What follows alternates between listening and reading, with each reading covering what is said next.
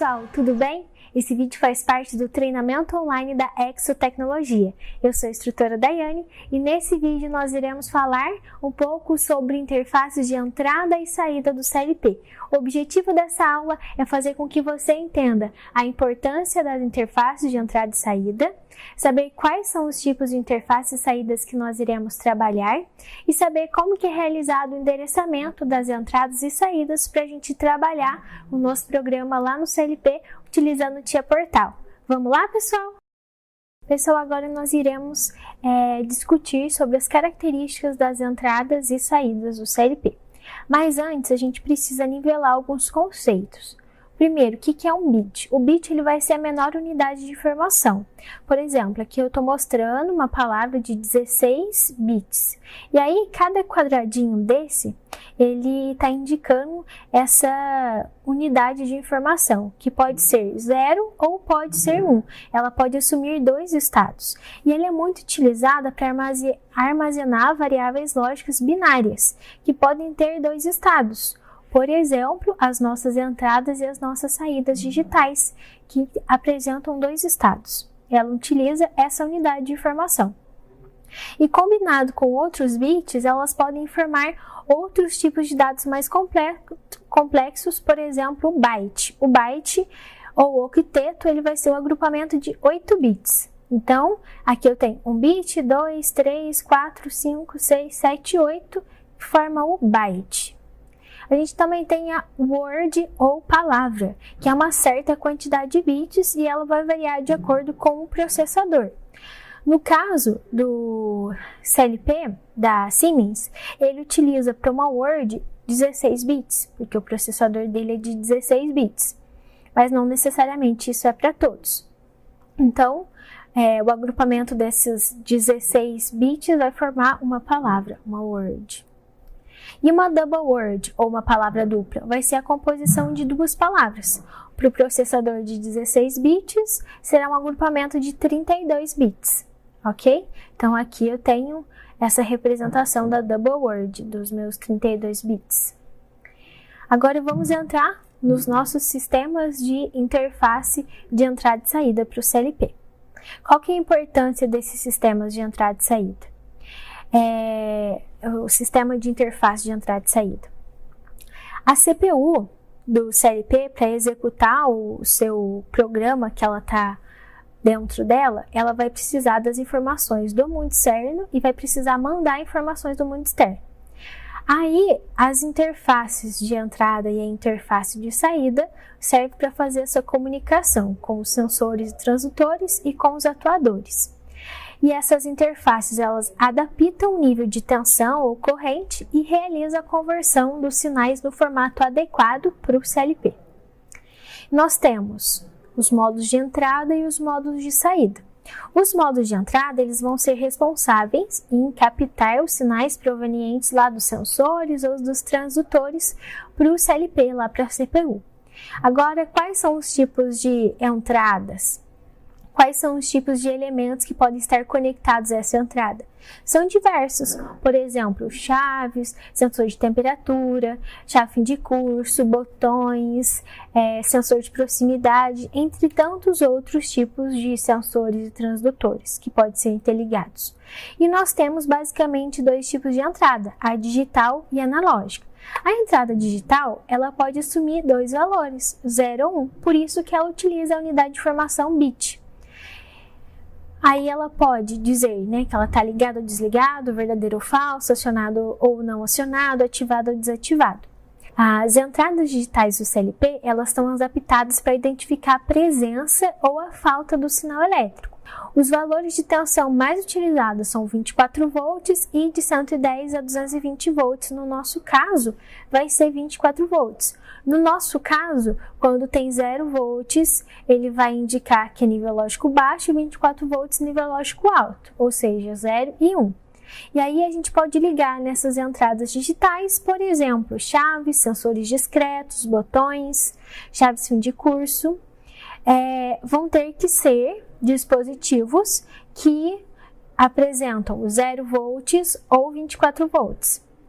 para esses dois tipos de estados. Se acaso tiver uma tensão diferente, ele vai ter que fazer uma adaptação, né?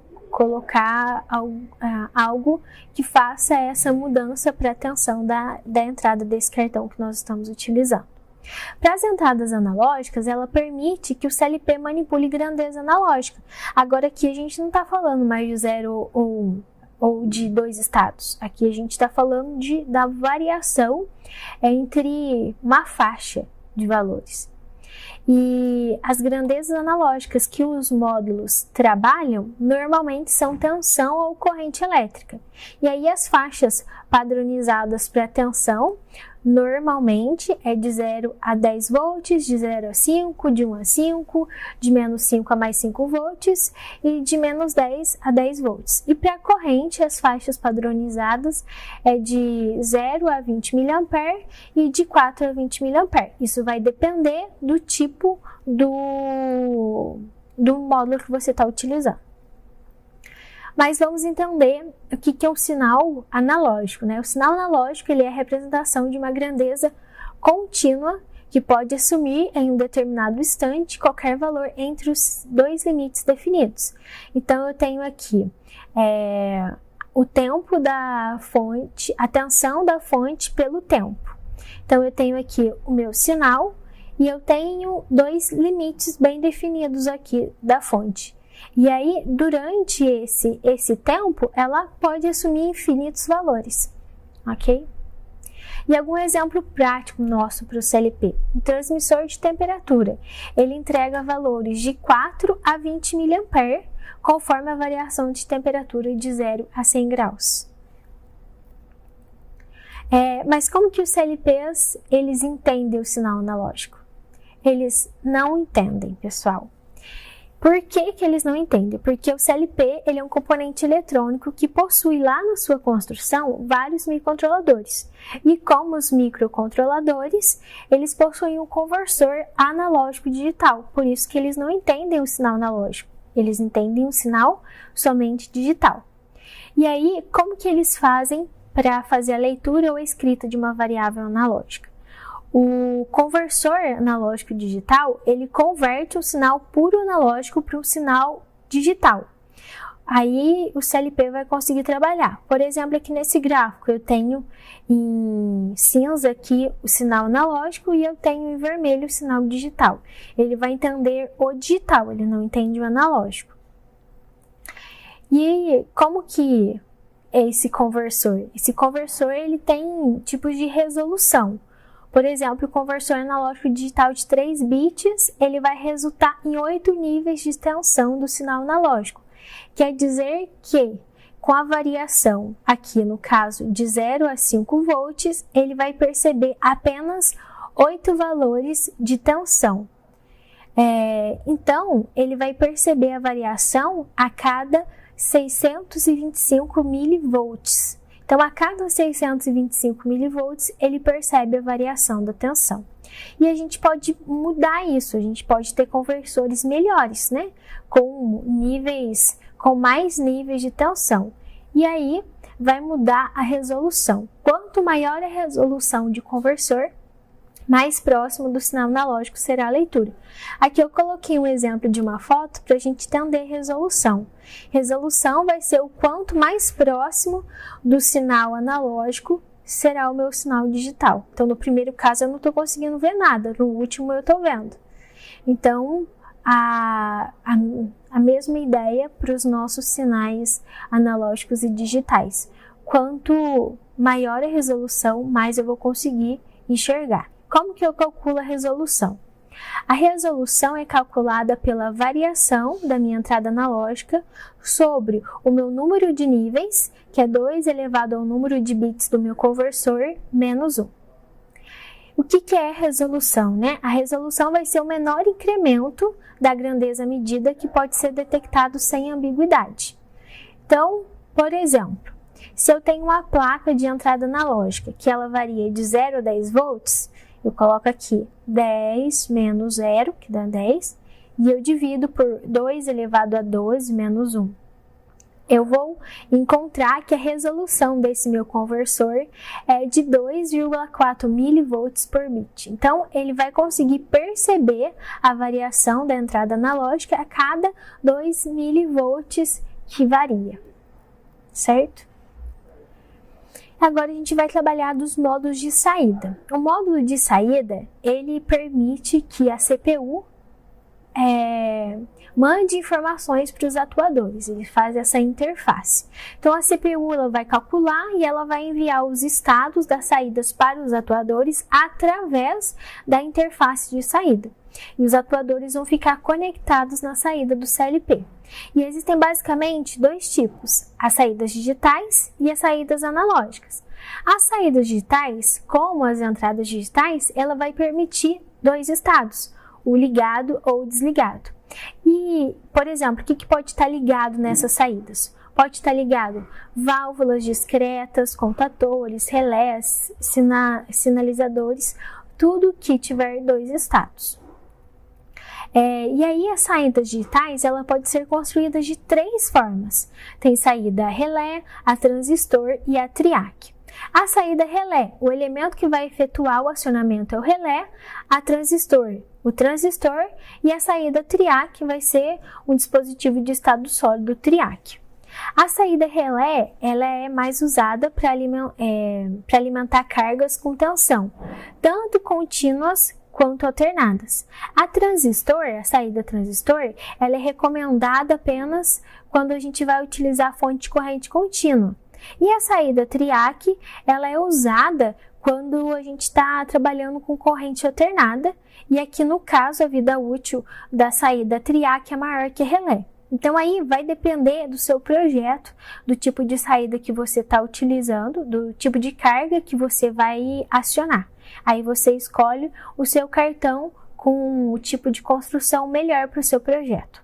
A saída analógica, ela converte valores numéricos em sinais de saída em tensão ou corrente. Normalmente, a faixa que ela trabalha para tensão é de 0 a 10 ou de 0 a 5 volts e para a corrente de 0 a 20 mA ou de 4 a 20 mA. As saídas analógicas, elas são empregadas para controlar, por exemplo, válvulas proporcional, a velocidade do motor que é controlado pelo inversor de frequência, resistências elétricas e tantos outros tipos de atuadores que variam de forma analógica. E é importante lembrar que a saída analógica, ela também possui um conversor, só que agora vai ser um conversor digital e analógico. Mas a maneira que calcula a resolução dele é da mesma forma do que do conversor analógico e digital. Certo, pessoal? Agora a gente tem que entender a parte de endereçamento, né? Porque a gente entendeu como que funcionam as entradas, mas como que elas são endereçadas? Como que eu consigo identificar essas minhas entradas lá no meu programa? A capacidade de memória e a forma de endereçamento vai variar de modelo e de fabricante, mas todo fabricante, todo CLP, ele vai ter uma tabela de dados que vai ter uma área representando uma imagem virtual das suas entradas que estão ligadas aos módulos de entrada, e a mesma coisa para a saída, vai ter uma imagem virtual das suas saídas ligadas aos módulos de saída. Para o CLP da Siemens, como que eles representam isso? Aqui eu estou falando de entradas e saídas que ocupam um bit. Então, ele vai utilizar o I para indicar que é input, ele vai utilizar o primeiro zero antes do ponto para indicar o byte e o número depois do ponto para indicar o bit. Então, aqui eu estou falando que eu estou na minha entrada, no endereço 0.0. E aqui, o que? Para a saída, o meu primeiro número, o número antes do ponto é o byte e o número depois do ponto é o bit. E aqui, para as minhas variáveis de memória, que memória são variáveis internas do CLP, a gente faz da mesma maneira. O byte antes do ponto e o bit depois do ponto. Uma coisa importante, né, da gente ter essa noção, esse conceito bem fixado de byte e de bit. Por um módulo de entrada que tem 14 entradas digitais, por exemplo, ele vai do meu I0.0 se começasse do i0.0, né? Ele vai do i0.0 até o i0.7 e depois ele vai do i1.0 até o i1.6. Por que que não continua i0.8 e 0.9? Porque a gente está falando dos bits que estão no byte, no endereço do byte. Se eu estou falando do byte 0, esse byte 0 ele tem apenas 8 bits, por isso que vai do 0 até o 7. Se a gente contar do 0 ao 7, a gente vai encontrar os 8 bits. E aí a gente tem que pegar o próximo bit, certo? E começar do 0, ele vai até o 7. Se eu tenho 14, então ele vai até o 5 para fazer esses 14 endereços, ok? A mesma coisa vale para saídas e para as variáveis de memória. Agora, quando a gente está falando de entradas e saídas analógicas, elas vão utilizar palavras, words de 16 bits, ou seja, eles vão ocupar 2 bytes. Eles são do tipo int, as minhas entradas e saídas analógicas elas são int, e elas são representadas da seguinte maneira, ó. Quando eu estou falando que a entrada é i, quando eu estou falando que a saída é q, quando eu estou falando que a variável de memória é m. Quando eu estou falando que é analógica, que é do tipo word, né? Vai ser w, w, w.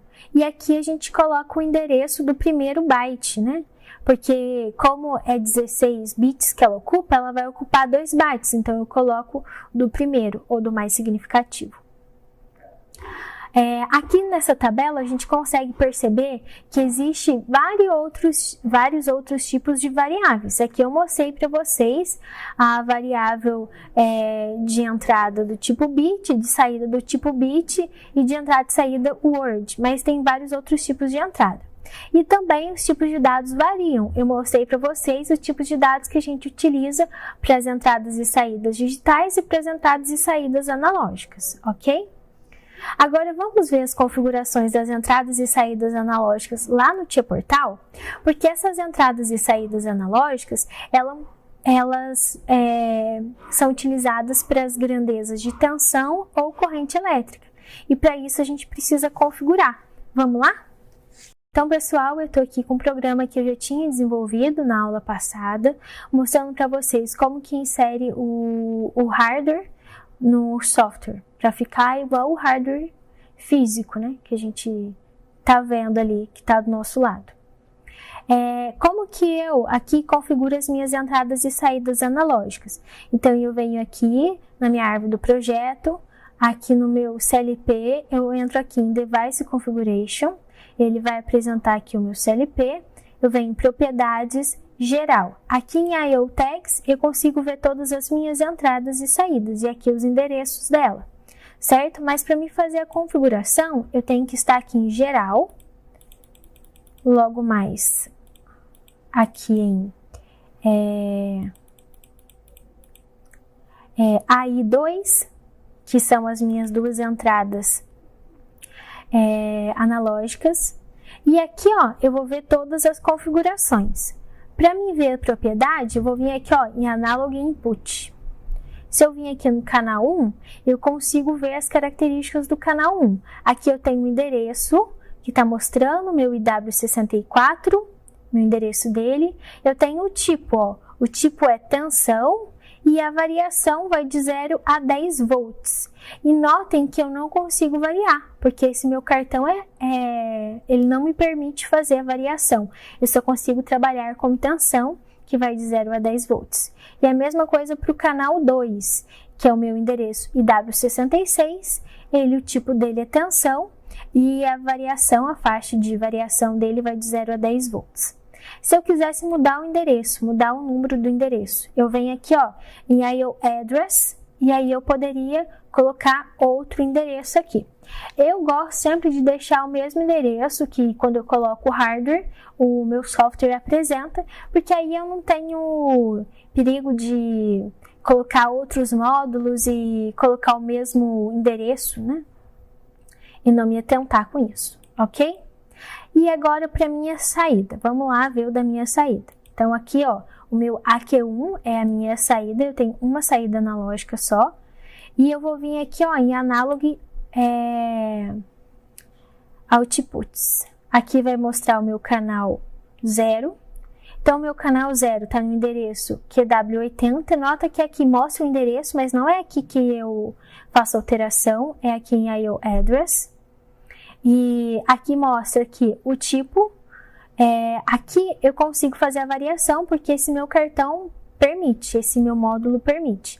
Então, eu posso trabalhar com tensão, que vai de mais ou menos 10 volts. Essa faixa de tensão eu não consigo variar, porque o meu cartão não permite. E eu posso trabalhar com corrente, que vai de 0 a 20 mA. Aí, isso vai de acordo com o projeto, eu tenho que selecionar se a minha entrada, a minha saída vai trabalhar com tensão ou corrente. Se eu quisesse mudar o endereço, eu vim aqui em IO Address e mudaria aqui. Notem que o primeiro endereço que mostra é o endereço, o primeiro, né, o endereço inicial que começa e o endereço final. Aqui nas entradas, ele vai do 64 ao 67. Por quê? Porque aqui eu tenho duas entradas analógicas. Então, vai ocupar o endereço 64 e 65 e o próximo 65 e 67. Ok, pessoal? Espero que vocês tenham gostado da aula. Até a próxima!